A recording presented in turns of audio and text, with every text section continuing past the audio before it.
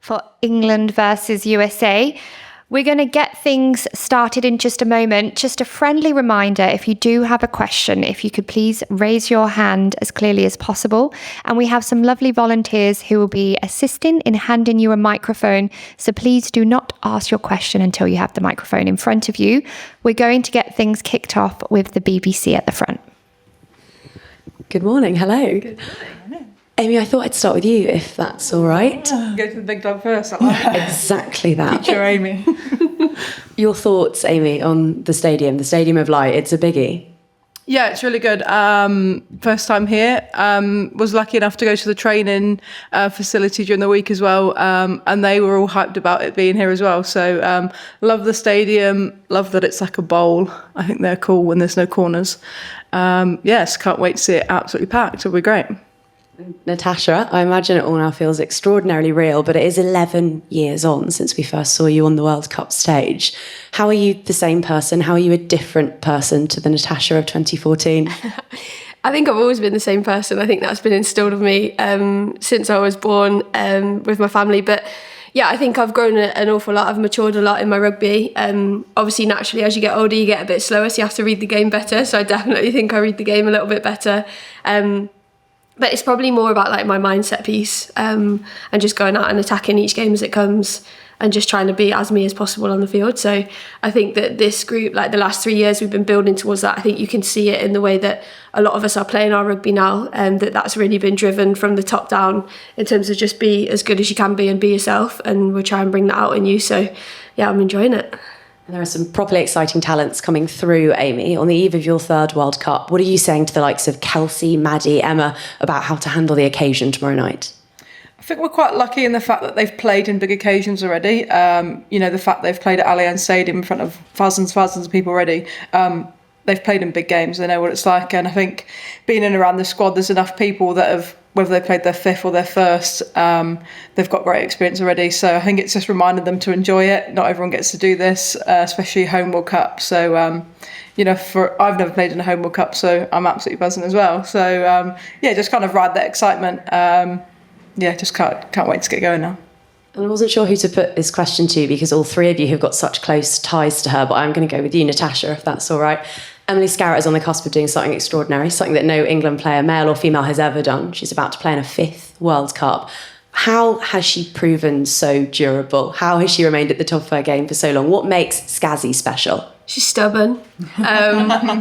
No, she's just incredible. I think the way that she conducts herself, obviously, not a lot of people have spoken about it, but for her to have the injury that she had with her neck and be out for, was it 14 months? Something like that. And nobody really knew about it. She was just underground with it. She dealt with it in her own way.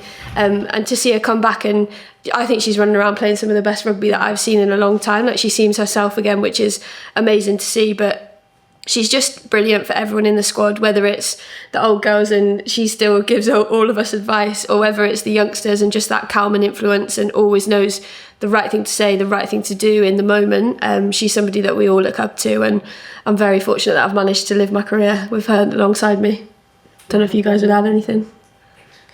Amy, Hope Rogers is arguably one of the best props we've ever seen. You know KMA very well from your time together at Leicester Tigers. There are some big, muscular women in that Eagles pack. How excited are you to go toe-to-toe with them? Yeah, I think the whole front row, we're really excited. It's a big area of our game that we like to attack each week. Nathan Catt's obviously come in and done a lot of work with us as well. So we enjoy having our noisy little scrum meetings and seeing where we can get the 1%ers. We're trying to encourage the back five to get involved and love scrums as much as we do as well. So, that's obviously going to be a big battle for us. One we're looking forward to. Oh, and do you have a favourite Anne-Marie song? Psycho. Oh, 2002? Yeah, that's belter. Mo? Psycho. I'm a psycho. Sounds yours? 2002? Yeah. Thank you very much, all of you. Good luck tomorrow. Thank you. Any more hands if you have any questions? Going once?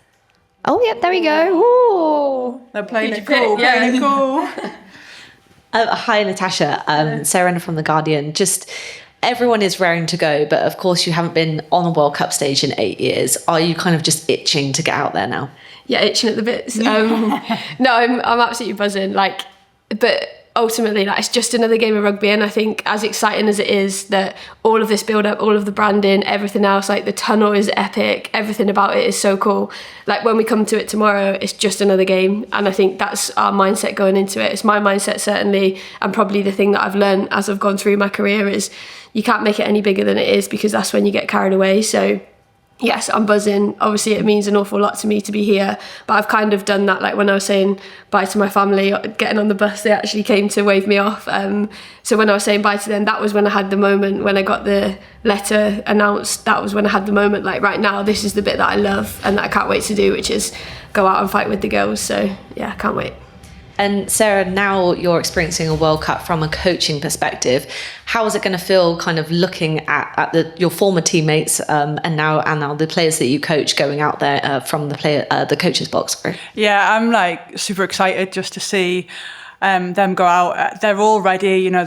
This is, like I said, it's been 3 years in the making since our first camp in Chester, and this pre-season they've worked harder than I think they've ever worked before. And you know, to see how they've grown as a squad and a collective, it's really exciting. And for them to be coming now to a home World Cup, we've got the first game obviously tomorrow night. Like I think a lot of people ask around, do I want to be out there? No, like I had my time. I'm really like happy and content with what's been. I'm now like just super proud and privileged that I still get to be on this journey from a different capacity, and if I can help and support them in 1% in a little bit to go out and contribute to what they can do out there, then like that makes me like really excited by what's next in my journey. So yeah, I'll be there, and just seeing how the game's grown. Like I've been lucky enough to play in a home World Cup back in 2010, and to see it now and to know that these girls are going to be playing on the bigger stage, and it's exactly where the game should be. And I think that's great to see that growth. And now they're, you know, like 43,000 plus, which is bigger than any women's rugby World Cup game has ever seen. You know, that's the exciting thing, to now just go and watch them, be what they've been on in these 3 years. Is like, yeah, like really excited to have a back seat and watch them go and do it.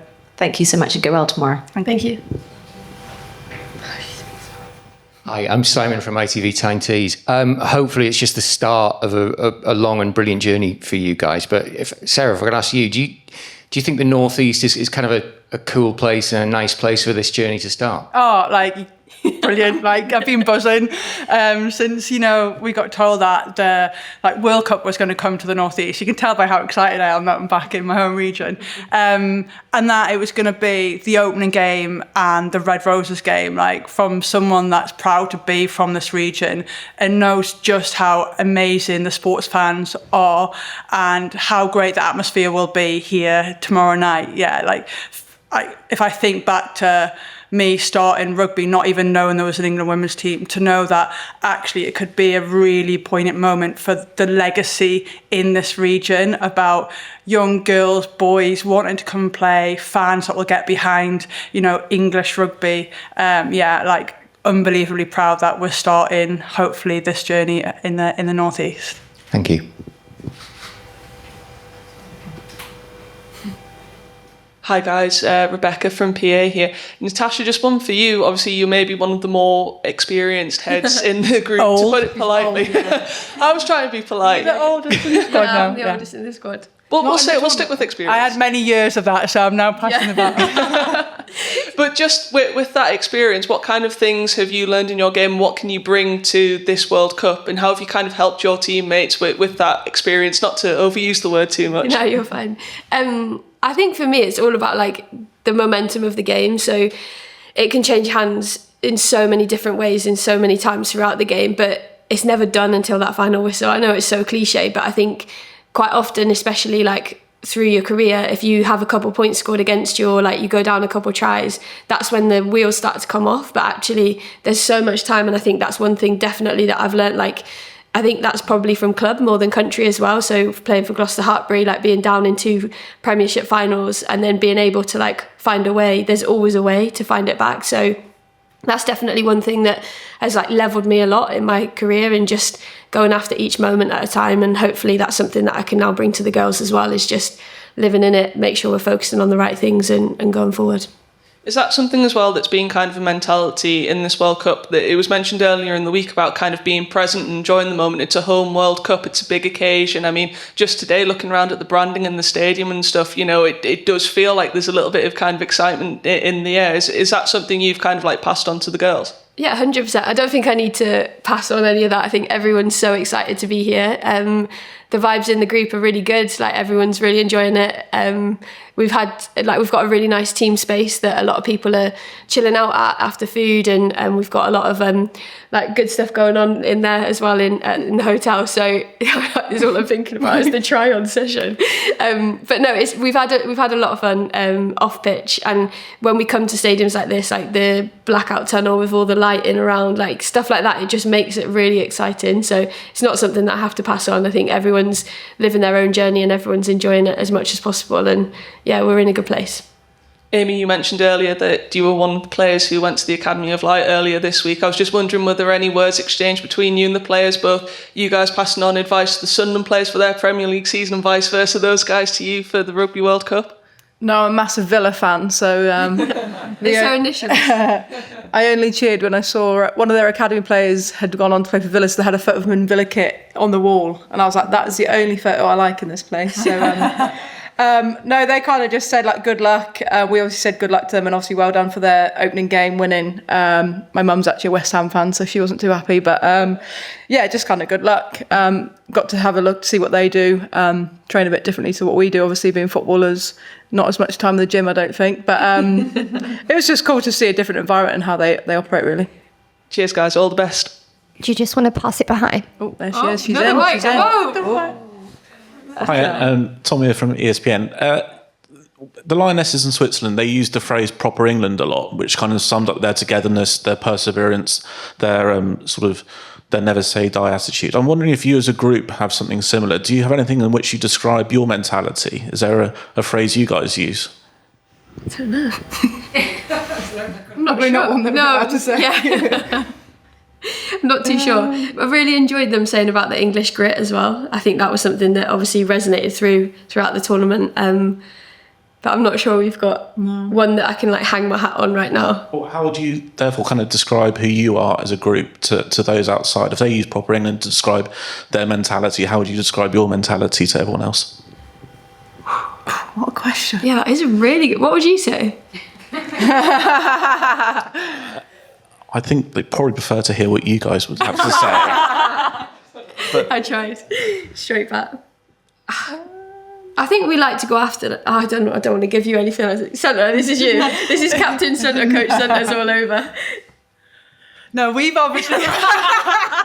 We're just obviously preparing for us, our team, about what we want to go, and hopefully by how we go out and express ourselves, and as we go through the tournament, it'll be really obvious in terms of what we're about as a collective group. Like Mo's obviously already touched about how we're building that collectiveness as a team, and I think having that teamship will pay through in those moments where Mo's already spoken about, where there might be sticky moments in the game. And I think the stronger you can be connected off the field, the more that you can pull together on it. And yeah, like I say, it's not just been this block of pre-season. It's right back from Chester day one, from when John Mitchell came in, and obviously he spoke around evolution, not revolution, because we were in a good place, and how he's taken us on this journey to where we are now. And yeah, I guess over the coming weeks, hopefully you'll be able to see what that looks like out on the pitch. I'm going to be looking on ESPN to see which word from each game we've got you describe us with. Love it. Leave it to me. Any more questions from the room? No, we're going to wrap there. So thank you very much, everybody, and thank you to Sarah, Natasha, and Amy. Thanks, guys. Thank you. That's not my phone. I'm taking someone else's phone. It's one of yours, isn't it? It's not mine. Media. Yeah. Thank you. Thank you so much. Really appreciate it. Lovely. Good luck tomorrow. Thank you so much.